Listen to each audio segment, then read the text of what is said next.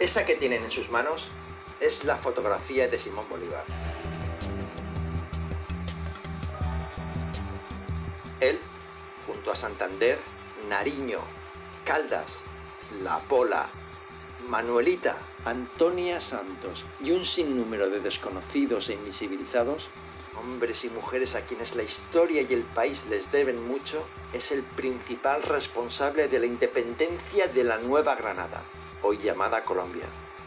Su misión, si deciden aceptarla, es contar a través de una obra de teatro qué pasó en la independencia, contextualizando cómo era la vida en la Nueva Granada alrededor de 1819, año en que se dio la batalla de Boyacá, con la que este país, su país, tíos, selló la independencia de la corona española.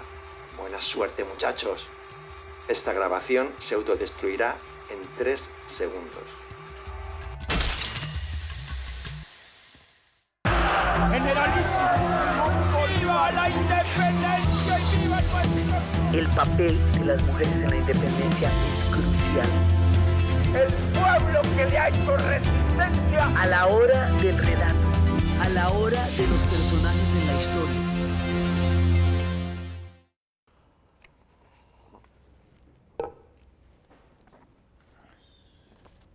Bien, perfecto.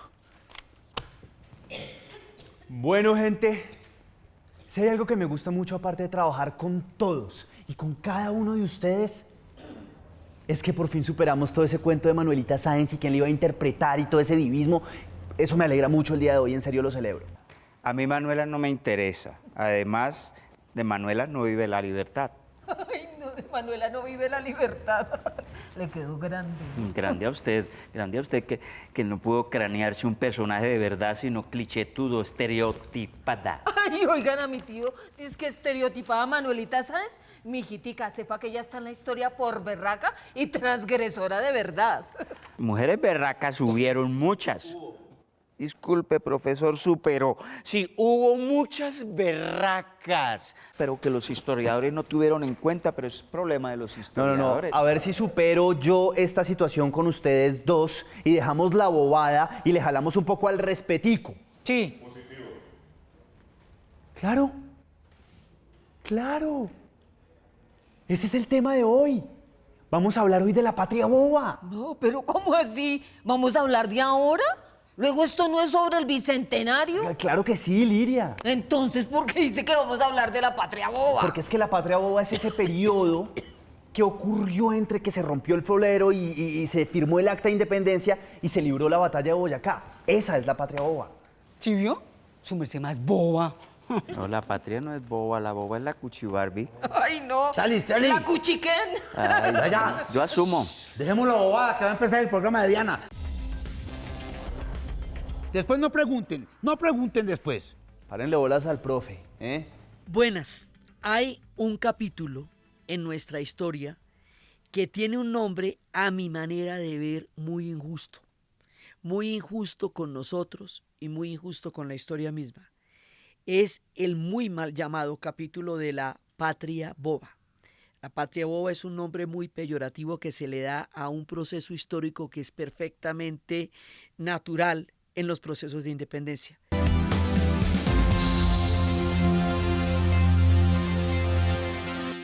Yo quiero saber después del 21 de julio qué pasó. Porque bueno, el 20 rompimos el florero. ¿Y después qué pasó? Mejor dicho, lo que yo entendí, porque yo también investigué, ¿sí?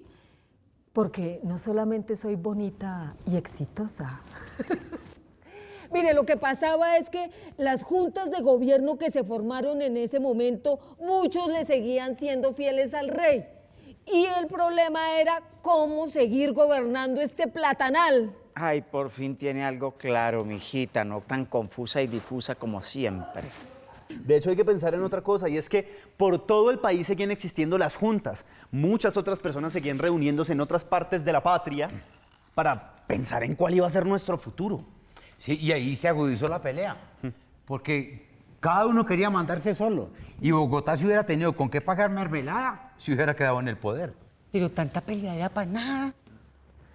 Para eso, Florecita, para que esto siga igual. porque mucha gente sigue haciéndole caso al rey. Hasta le mandan saludos, que lo quieren mucho. Vamos a explicar por qué no hay tal patria boba. Cuando hay un proceso de independencia, siempre hay un enemigo común, pero después del proceso, cuando ya se ha derrotado el enemigo común, entonces todas las diferentes tendencias, fracciones, posturas se ponen de manifiesto y tratan de imponerse las unas a las otras para poder llegar a tomar decisiones administrativas, históricas, políticas. Pero Charlie, ¿por qué era que peleaban? Es lo que yo le digo a Julio, ¿por qué pelear? Flora, porque es que imagínese, cuadrar todos esos micos para la foto era muy complicado. 300 años sin el poder y después lo tenían de un momento a otro. Resulta que en ese momento hay diferentes alternativas políticas. Los estados nacionales se están inventando. Tenemos la referencia de Francia, que va a ser después de la revolución y durante la revolución va a ser un estado central. Pero tenemos la referencia de los Estados Unidos y de las 13 colonias que se habían articulado alrededor de federaciones, por eso se llama Estados Unidos y no tiene un nombre genérico de un país, sino de unos estados que se unen. Es decir, aquí se está discutiendo cómo es que se va a tratar administrativa y políticamente un proyecto posterior a la independencia. Esa discusión es fundamental. Bueno, miren, esto se denomina Patria Boba porque esa misma noche, el 20 de julio, cuando ya todo el mundo estaba reunido y listo para firmar el acta de independencia, resulta que dijeron, uy, no, espérese un momentico porque es que no nos podemos poner de acuerdo. Eso es cómo vamos a acomodar la silla, ¿sí? De para este lado o de para este otro. Entonces, claro, hay una discusión entre federalismo y centralismo, pero eso no es una discusión boba ni bizantina, ni mucho menos. Es una decisión de país. Oiga, Chusca, ¿y usted sí sabe quién le dio ese nombre? ¿Cuál nombre? Pues el de patria, boba. Uy, no sé si es bien boba, ¿no, Patria? Ay, qué chiste tan malo. Florecita, pero usted se rió. ¿O usted sí sabe quién le puso ese nombre? Pues no, yo no sé. Pero el profe sí. Nariño. Nariño le puso el nombre y en algún momento lo sacó en el periódico. Entonces, profe, eso es como si le hubieran puesto un twister, por ejemplo, ¿cierto?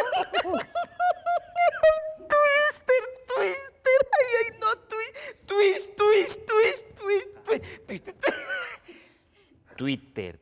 En 1823 va a haber una discusión entre Antonio Nariño, que en ese momento es federalista, y entre Santander, que en ese momento es centralista porque ya es vicepresidente, y él ya era todavía bolivariano, y Antonio Nariño en ese momento quería una posición federalista. Se ponen a discutir entre los dos, y esto es, haga de cuenta, un tuit. Así, lo que pasa es que en esa época eran pasquines, periódicos y tal, pero es el efecto de un tuit, en donde Nariño dijo que nosotros estábamos en un proceso de patria boba y que eso nos había debilitado mucho con respecto a lo que había sido la Reconquista, que fue un golpe tan duro, y eso se perpetúa y queda ahí como una etiqueta. En realidad, esto no tiene nada de patria boba y hemos utilizado la patria boba para demeritarnos como nación, para bajarnos la caña, para construir un sentido de fatalidad colectiva que nos ha impedido mirar horizontes de construcción de país muchas veces. De hecho, lo que se estaba decidiendo, lo que estaba ganando opinión y voluntades, son los debates que se dan sobre estas palabras nuevas, sobre qué es constitución, qué es república, ya no monarquía, qué es ser ciudadano, no vasallo, qué es ser libre y no estar sometido, ¿ya? ¿Qué es hablar de igualdad y no de jerarquías? Ahí hay unos debates filosóficos, económicos, políticos, jurídicos maravillosos. Y es una gente muy lúcida la que interviene allí, con muchas lecturas, con matices, con sensibilidad. Entonces, todo eso despierta algo extraordinario. Pero la palabra clave de la patria boba es la de soberanía. La soberanía popular, esa es la clave. Cuando el rey ya no es soberano, la soberanía revierte a su fuente, que es la soberanía popular. ¿Popular de qué pueblo? ¿De un pueblo abstracto o de cada pueblito? o de las capitales de las grandes provincias, o de las capitales más pequeñas. ¿De quién? Ese es todo el debate de la patria boba. ¿Quién tiene representantes en un congreso que se va a armar? Entonces llegan a varias conclusiones y mezclan en cierta manera tradiciones, ideas políticas. Y esa es una discusión que se volvió una discusión constitucional, y aquí en la Nueva Granada se establece la primera constitución que se escribió en lengua española, antes de la Constitución de Cádiz. Fue hecha en Bogotá en el año 1811. Todo el mundo quería una cuota en el gobierno. Todo el mundo quería mandarse solo. Pero los de la Junta de Bogotá, que eran los más titinos, comandados por Nariño, mandarlos a todos. Claro, y Nariño después se fue por las regiones, quería conseguir alianzas por todo lado, se fue a repartir mermelada. Algunos aceptaron, pero otros dijeron, no, me opongo, la oposición se mantenía firme. Eso, me gusta que se hubieran mantenido firmes. Bogotá fue defensora de una organización política muy centralista, y el resto del país se opuso con bastante violencia, el resto de las otras regiones. Y Bogotá envió ejércitos contra Tunja, contra Socorro, para tratar de someterlos a la voluntad bogotana. Y finalmente no se pudo. Se impuso un gobierno federal en 1811, hasta que en 1821 se estableció una constitución centralista.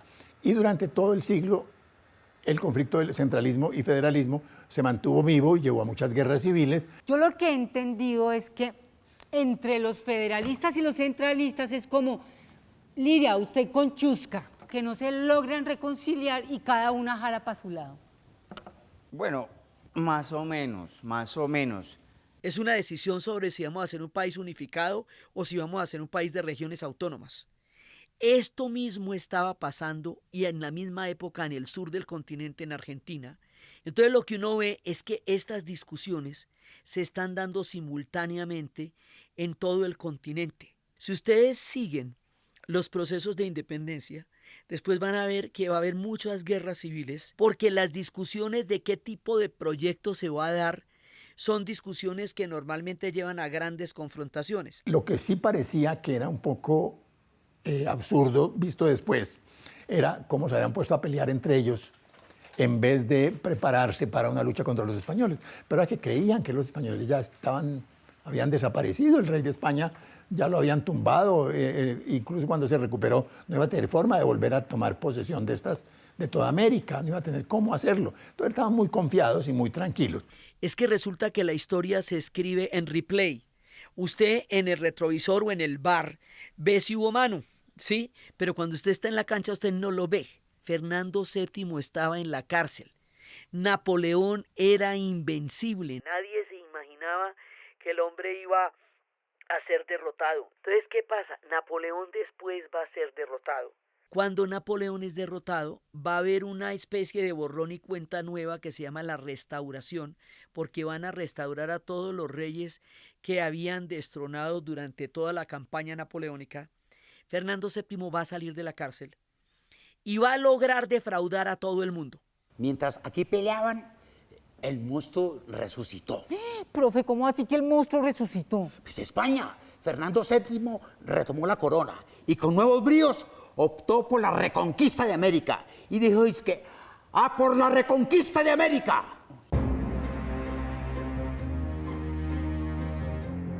La reconquista fue muy fuerte, la reconquista arrasó con muchos principios y decidió muchas voluntades. Trató a todo el mundo desde la horca y el fusilamiento. Independientemente de cuáles fueron las posturas de los movimientos de juntas, los que aún querían vínculos con España o los que no, o sea, no hizo distinciones entre los matices de quienes querían transformar los vínculos con España desde una mayor participación política y quienes querían una independencia de entrada. Y aunque mucha gente, en muchas regiones no habían hecho nada, no habían actuado contra los españoles, no se han armado, empezó a fusilar gente. Y eso creó en el territorio de la Nueva Granada una solidaridad que antes no existía. O sea que aquí la manera como se ejerció la autoridad española tan violenta provocó una reacción contra España y llevó a que en 1819 la gente sí fuera realmente patriota. Creó en cierta manera el sentimiento nacional, ahí sí el sentimiento independentista en la población, y no solo en un grupito de la élite, que era lo que había antes. Sí, es verdad, es verdad. Además, póngale cuidado, ese tal Fernando VII, el rey de España de ese momento, también había prometido unas cosas que tenían a todo el mundo ilusionado. La gente pensó que iba a venir a modernizar las Indias, que iba a venir a cambiar todos los paradigmas y los esquemas, que el país también iba a ser modernizado, que iba a haber paz y prosperidad. Que va, eso era carreta, eran siempre los mismos con las mismas. Y lo que venía pierna arriba, nadie lo sabía. Volvió el horror, el terror. ¿Y cómo así? No me asuste. El rey ordenó matar.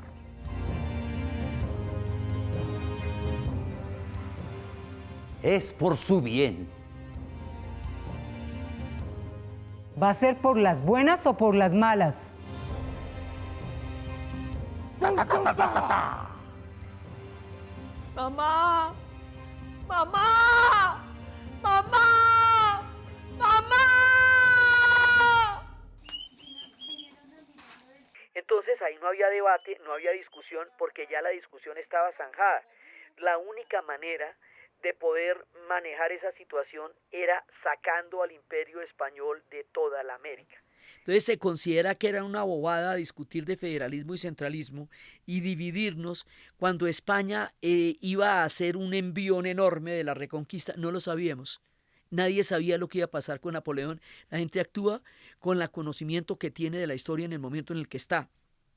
Esa discusión era totalmente pertinente. Porque nosotros aún ahora somos un país de regiones. Y es precisamente esa fuerza entre lo regional y lo central de cohesión lo que todavía estamos resolviendo.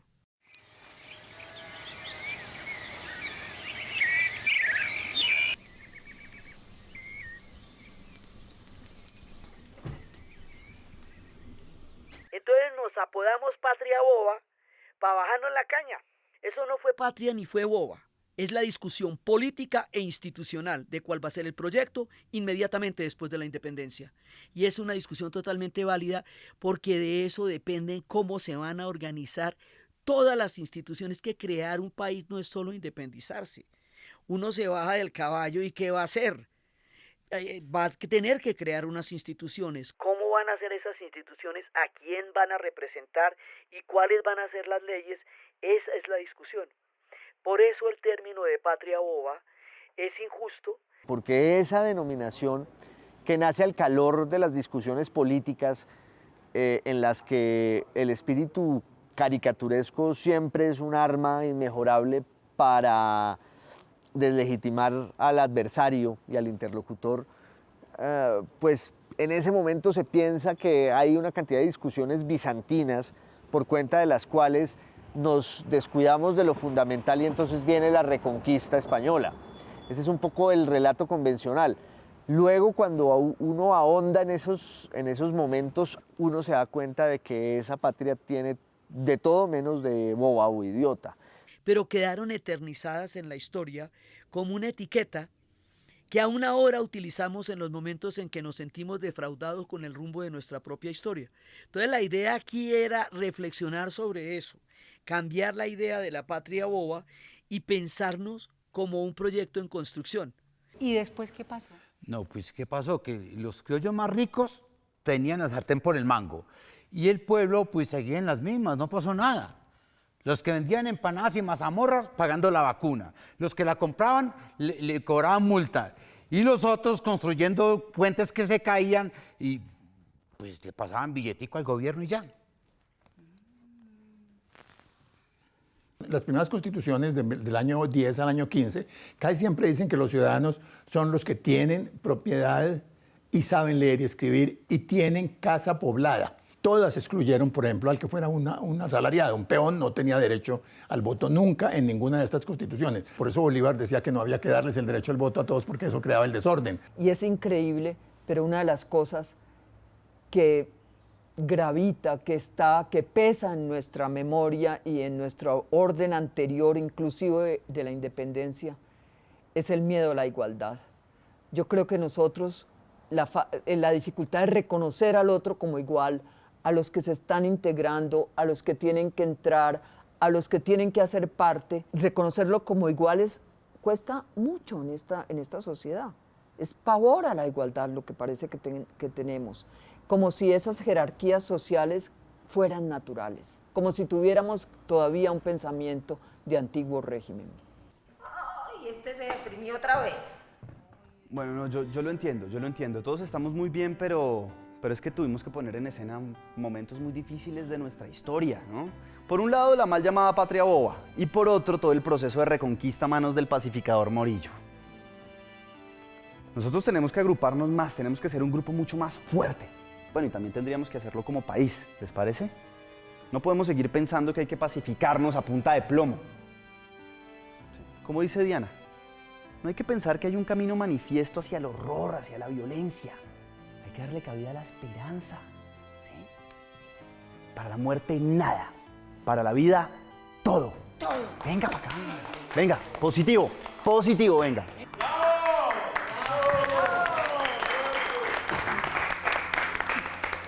En este capítulo yo quería realmente hacer el énfasis en que nos miremos con cariño, en que nos tratemos con comprensión.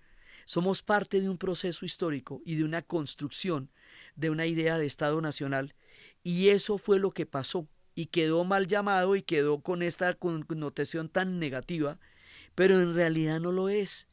Dejemos de llamarnos una patria boba. Construyamos nuestra propia nación a partir de nuestro sentido de propia valía, y no de la manía de descalificarnos que tanto daño nos hace y no nos permite ver nuevos horizontes. Muchas gracias.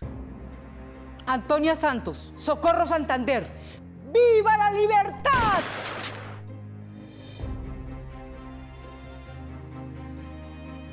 Jorge Tadeo Lozano, naturalista, primer presidente de la República Independiente de Cundinamarca. ¡Viva la libertad! Jesús María Carbonell, de Santa Fe, comprometido con la libertad. ¡Viva la independencia!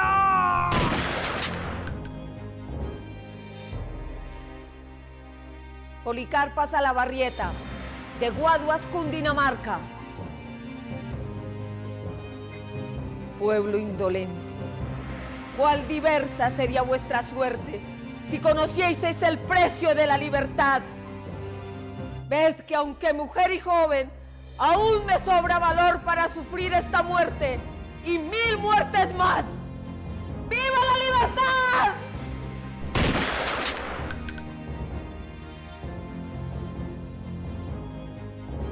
Francisco José de Caldas, científico naturalista y geógrafo. ¡Viva la libertad!